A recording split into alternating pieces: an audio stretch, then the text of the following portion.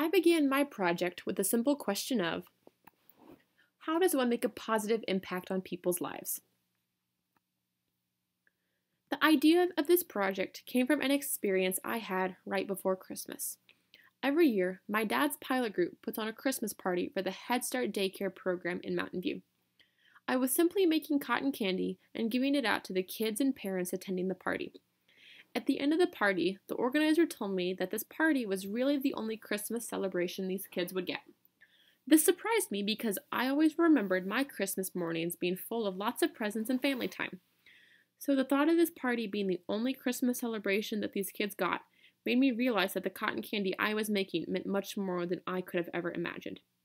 This also led me to wonder what else could individuals do to make an impact on the world around them. Throughout my project, I realized that there are many ways one can make an impact. Individuals can do big and grand things to make a large difference in the world, or they can stick to the small little things they can do within their family or community to make the world a better place. The biggest thing people must do is escape their comfort zone and ignore the norms of society. The individuals who make an impact aren't the ones who do what society tells them. They're the ones who ignore what others tell them and make a difference on their own. The people who make a change aren't the ones who sit around too afraid to be different. They are the ones who are brave enough to embark on an adventure of their own. Too often, people have fresh ideas, but are too afraid of failure to even consider something new. Nelson Mandela is one of the most famous political activists of the 19th century. He saw the injustice of apartheid and felt that it was his job to do something about it.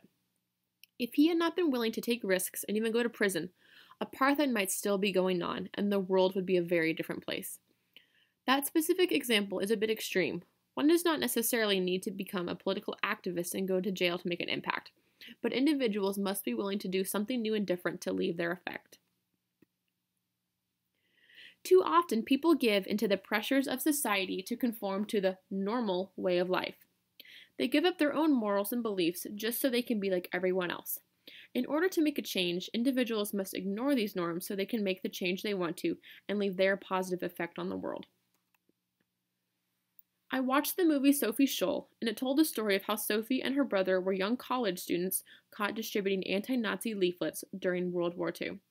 Sophie was given a way out by one of the prosecutors, but did not take it because she wanted to stick to her beliefs and did not want others to control her. She defended her case by asking, "How can we expect righteousness to prevail when there is hardly anyone who will give himself individually to a righteous case?" Individuals are too quick to give into the judgments of society and allow others to control them.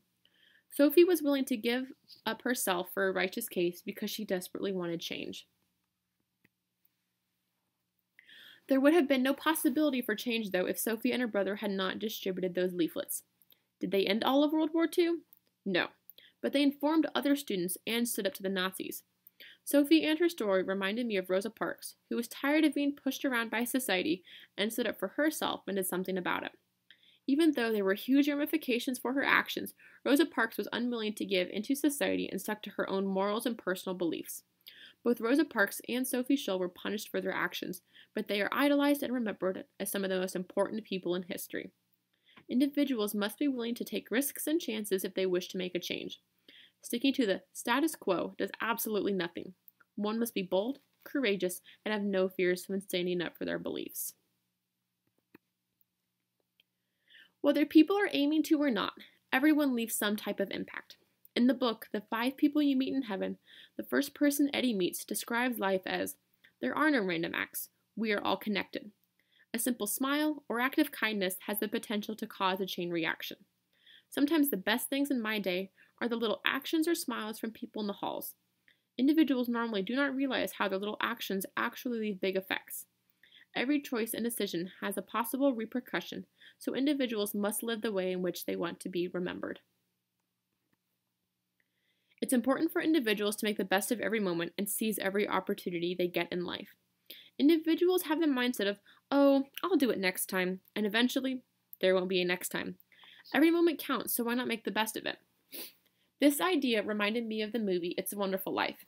After watching that movie, I realized that every single person impacts this world in some way, both good and bad. Throughout George Bailey's life, he helped save his brother from freezing water, saved the local drugstore owner from selling poisonous pills, and helped save the whole town from being taken over by the evil Mr. Potter, just to name a few. When George was suicidal, he wished that he had never been born because he felt as if he only had left a negative impact on the world. After seeing what life would have been like without him, he realized that he left behind an incredible legacy in that small town. People do not realize how their actions really do leave behind an impact, and it is pivotal for every person to realize that their actions matter and how they have the opportunity to make the world a better place. Individuals are unfortunately too obsessed with money and material items.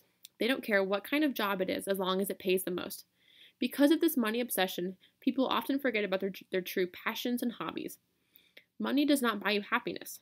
Happiness comes from doing what you love.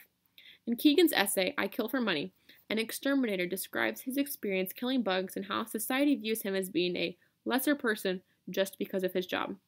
He describes himself as, some people are money driven, some aren't. I like the satisfaction of solving people's problems. That's the most rewarding thing by far. Individuals must stop the money obsession. Having an exorbitant amount of money is going to leave no kind of impact on the world. When you die, no one is going to remember how many nice cars you owned or what your house looked like. Everyone will remember what you did to make the world a better place. Don't let money control your happiness or what you want to do in the world. If you truly aim to make an impact and change the world, ignore the money and do what you want, no matter the cost. If you desire to join the Peace Corps and travel to Africa to be a teacher, do it. Getting a high-paying job will give you money and satisfaction, but do you just want to be remembered as the person who worked 8 to 5 every day and never did anything more with their life? When I first began my project, I initially thought that to make an impact, one must only have good fortune and be willing to work hard.